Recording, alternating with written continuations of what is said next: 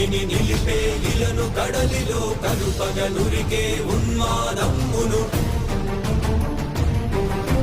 కరాల దంష్టుల గుళ్ళగించి ఈ ధరాతలమ్మును ఉద్ధరించగల ధీరోత్త కిరణ హుంకారం ఆదివరాహపు ఆకారం ఏది ఎక్కడరా నీ హరితాకున్నాడేరా